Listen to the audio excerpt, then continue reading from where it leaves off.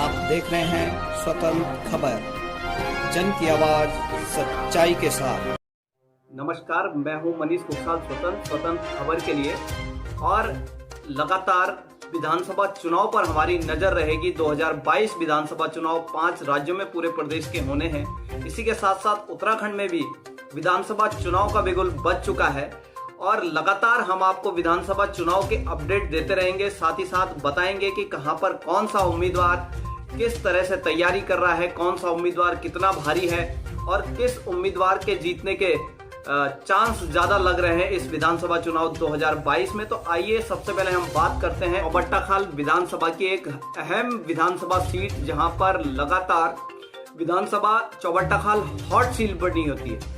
हर समय यहाँ पर हॉट सीट होती है और कड़ी शिकस्त यहाँ पर देखने को मिलती है, कड़ा मुकाबला यहाँ पर देखने को मिलता है। तो हम बात करते हैं चौबट्टाखाल विधानसभा की। 2012 के विधानसभा चुनाव में चौबट्टाखाल विधानसभा में 43,640 का वोट पड़ा था, जो कि 50.42% का वोट था। वहीं आपको बता दें कि चौबट्टाखाल विधानसभा में 9 प्रत्याशियों ने यहाँ पर अपनी किस्मत को आजमाया था, जिसमें बीजेपी के तीरथ सिंह रावत द्वारा जीत दर्ज की गई थी। बीजेपी के तीरथ सिंह रावत, जो कि पूर्व में मुख्यमंत्री भी रहे और वर्तमान में गढ़वाल के सांसद हैं, तीरथ सिंह रावत ने यहां पर 14,734 वोट लेकर यहां पर जीत दर्ज करी थी, जिनको 33.78% का वोट शेयर मिला था। वहीं दूसरे नंबर पर रहे कांग्रेस के राजपाल बिष्ट, जिनको 12,777 का वोट मिला था, जो कि 29.28% था। और जीत का जो अंतर था यहां पर 1,957, महज 1957 का अंतर यहां पर रहा। लगभग 2000 का हम माने कि 2000 के वोट से यहां पर राजपाल बिष्ट हारे थे। पहली बार यहां पर चुनाव में उतरे थे 2012 में कैंडिडेट के रूप में यहां पर कांग्रेस से राजपाल बिष्ट आए थे। उनको यहां पर शिकस्त दी गई थी तीरथ सिंह रावत, बीजेपी के तीरथ सिंह रावत द्वारा। और यहां पर मैं बात करूं कि यहां पर जो तीसरे नंबर पर एक अहम नाम यशपाल बेनाम, जो कि वर्तमान में पौड़ी के नगर पालिका अध्यक्ष है, यशपाल बेनाम ने भी यहां पर 6,283 का वोट यहां पर लिया था, जो कि 14.33% का वोट शेयर है। काफी अच्छा वोट शेयर उन्होंने पहली बार निर्दलीय प्रत्याशी के रूप में पौड़ी से चौबट्टाखाल की तरफ उन्होंने मूव किया था। पौड़ी से आए, चौबट्टाखाल में आए और यहाँ पर 6,253 वोट प्रतिशत ले गए। तो काफी अच्छा वोट प्रतिशत, क्योंकि दूसरी जगह से आना, प्रत्याशी का आना, उसके बाद यहाँ पर वोट शेयर ले जाना, तो काफी महत्वपूर्ण होता है कि आप दूसरी सीट पर जाकर के चुनाव लड़ते। तो बहुत अच्छा यहाँ पर परफॉर्मेंस था। वहीं चौथे नंबर पर रहे थे बीएसपी से राजेश कंडारी, जो कि वर्तमान में बीरोखाल से ब्लॉक प्रमुख हैं। उन्होंने 4,725 वोट यहां पर लिए थे और 10.83 का वोट शेयर बीएसपी से लड़े थे राजेश कंडारी।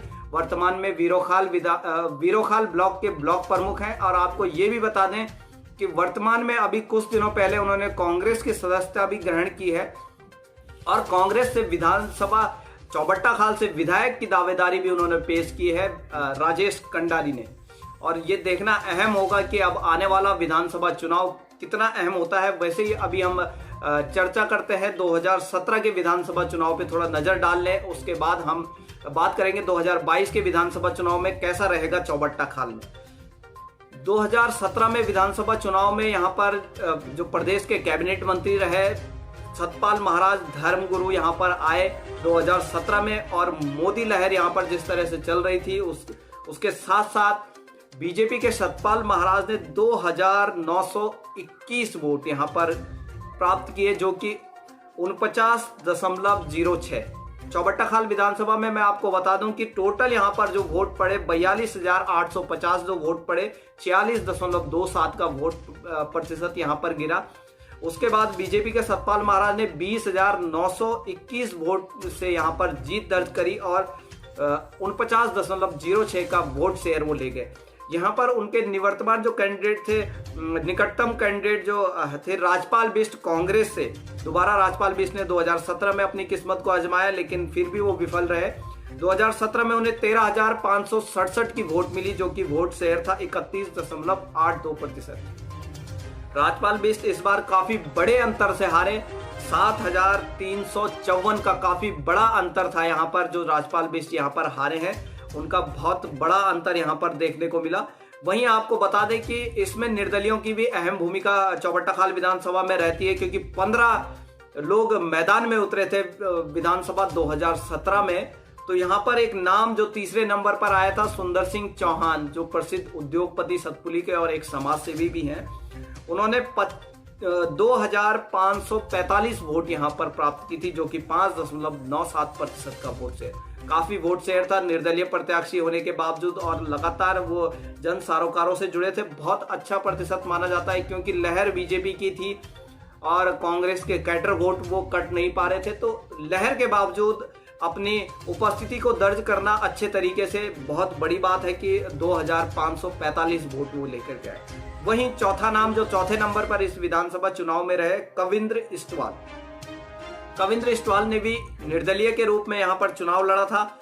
2339 वोट, काफी अच्छा वोट शेयर, क्योंकि काफी बड़े बड़े उद्योगपति भी यहाँ पर इस मैदान में थे। वीआईपी सतपाल महाराज जी यहाँ पर मैदान में थे, कांग्रेस के राजपाल बेस्ट काफी दिग्गज नेता मैदान में थे। इसके बावजूद कविंद्र इस्टवाल एक नया चेहरा था। पहले भी उन्होंने जिला पंचायत का चुनाव लड़ा था, लेकिन वहां पर भी नहीं जीत पाए थे। उसके बाद विधायक का चुनाव उन्होंने निर्दलीय लड़ा और काफी अच्छा परफॉर्मेंस रही। 2339 वोट, जो कि 5.49 का वोट शेयर वो ले गए। तो काफी अच्छा वोट शेयर कविंद्र इस्टवाल के द्वारा। और आपको ये भी बता दें कि कविंद्र इस्टवाल वर्तमान में कांग्रेस में है, कांग्रेस के प्रदेश सचिव हैं, और वो भी चौबट्टाखाल विधानसभा से अपनी दावेदारी कर रहे हैं। और लगातार उनके द्वारा क्षेत्र में देखा गया है कि कोरोना काल से मास्क, सैनिटाइजर हो घर की महिलाओं से बना करके उन्होंने मास्क को वितरित किया है, सैनिटाइजर वितरित किया है। लगातार कोरोना काल में वो घर घर पर लोगों के साथ बने रहे और काफी अच्छी पकड़ मानी जाती है उनकी गांव के क्षेत्र में, और ग्रामीणों के साथ अच्छा बोलचाल, इसके लिए वो बहुत जाने जाते हैं। और लगातार जन समस्याओं को लेकर मुखर रूप से विरोध के लिए आते हैं आगे। जैसे कि पिछले मैं बात करूं कि कुछ समय पहले वर्तमान विधायक व कैबिनेट मंत्री सतपाल महाराज द्वारा कुछ लोगों के ऊपर मुकदमा दर्ज कर दिया गया था, जिसके लिए भी कविंद्र इस्टवाल द्वारा एक आंदोलन शुरू किया गया था कि उनके मुकदमे वापस हो। तो लगातार जन आंदोलनों से जुड़े हुए नेता है। और आपको बता दूं कि 2022 विधानसभा चुनाव चौबट्टाखाल विधानसभा के लिए बड़ा अहम होने वाला है, क्योंकि यहाँ पर एक हॉट सीट है और हॉट सीट में आपको देखने को मिलेंगे काफी मजे हुए यहाँ पर जो कैंडिडेट है। लगातार मैं आपको बता दूं कि चौबट्टाखाल विधानसभा से बीजेपी से अगर बात की जाए तो सबसे पहले बीजेपी से बात की जाए तो जो है सतपाल महाराज, कैबिनेट मंत्री हैं वर्तमान में, धर्मगुरु हैं। सतपाल महाराज ने यहाँ पर दावेदारी की है। उनके साथ दीप्ति रावत भारद्वाज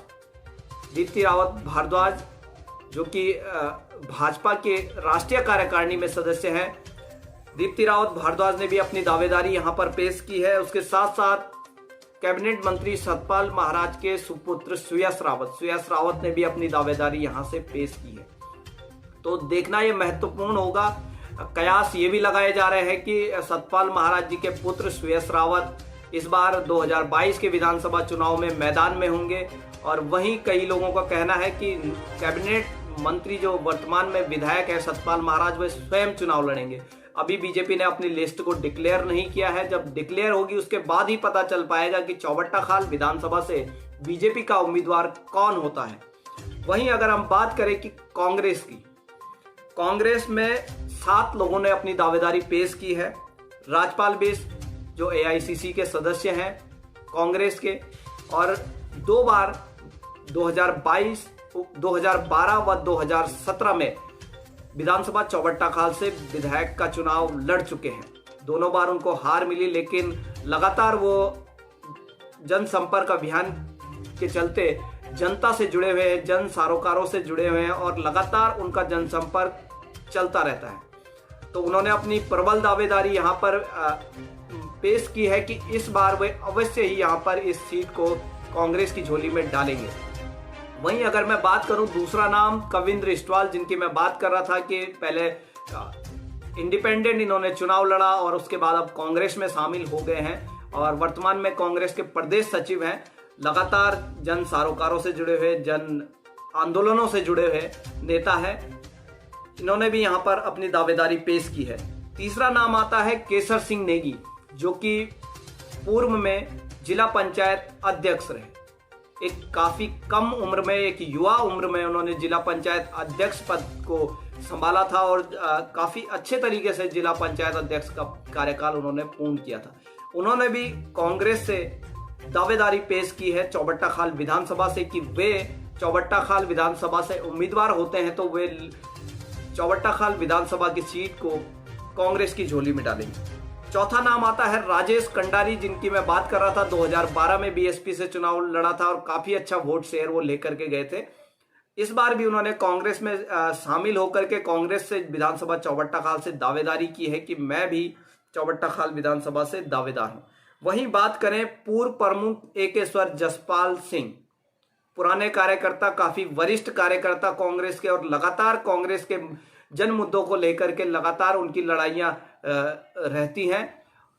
पूर्व प्रमुख एकेश्वर जसपाल सिंह, उन्होंने भी दावेदारी पेश की है। वहीं पूर्व प्रमुख पोखड़ा सुरेंद्र सिंह रावत सूरी भाई के नाम से जिन्हें जाना जाता है और लगातार जन सरोकारों से जुड़े हुए रहते हैं, तो उन्होंने भी अपनी दावेदारी 2022 विधानसभा चुनाव में कांग्रेस से की है। वहीं एक और नाम आता है दीपेंद्र भंडारी, जो कि शिक्षा मंत्री थे हमारे नरेंद्र सिंह भंडारी जी, स्वर्गीय नरेंद्र सिंह भंडारी जी। उनके सुपुत्र दीपेंद्र भंडारी ने भी चौबट्टा खाल विधानसभा से अपनी दावेदारी पेश की है और उन्होंने कहा कि इस चौबट्टा खाल विधानसभा सीट में, जो कि भारी भरकम हैवीवेट यहाँ पर प्रत्याशी है बीजेपी से, कैबिनेट मंत्री सतपाल महाराज, उनके विपक्ष में दावेदारी पेश की है कि मैं इस सीट को कांग्रेस की झोली में डालूंगा। वहीं अब हम बात करते हैं तीसरे दल की। तीसरा दल जो उभर कर आ रहा है, उत्तराखंड में आम आदमी पार्टी अचानक से एंट्री हुई और एंट्री के बाद लगातार उनकी जो जनसभाएं हुई और हुजूम जो बढ़ रहा है, आम आदमी पार्टी का वोट शेयर भी लगभग बढ़ रहा है उत्तराखंड में।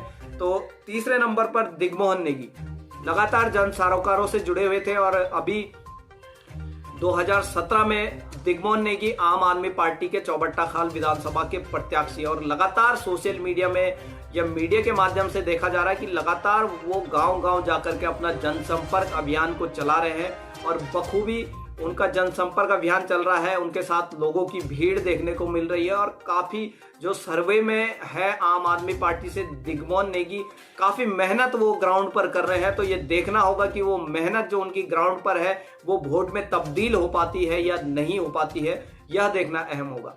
वहीं बात करते हैं यूकेडी, जो जन भावनाओं से उभरी हुई पार्टी, उत्तराखंड की जो मूल पार्टी जिसको क्षेत्रीय दल कहा जाता है, यूकेडी उत्तराखंड क्रांति दल। यहां से बीरेंद्र सिंह रावत प्रत्याशी हैं चौबट्टा खाल विधानसभा से, जो कि फुटबॉल के कोच हैं और नेशनल खिलाड़ी हैं फुटबॉल के। यहां पर चौबट्टा खाल विधानसभा से उनको प्रत्याशी बनाया गया है कि चौबट्टा खाल विधानसभा में यूकेडी को परचम लहराने के लिए बीरेंद्र सिंह रावत को मैदान में उतारा है। तो ये देखने को अहम होगा कि चौबट्टा खाल विधानसभा में कौन जीत पाता है। वहीं बात करें रक्षा मोर्चा से पूर्व सैनिक विनोद नेगी मैदान में है। रक्षा मोर्चा से प्रत्याशी के रूप में विनोद नेगी यहां पर मैदान में है।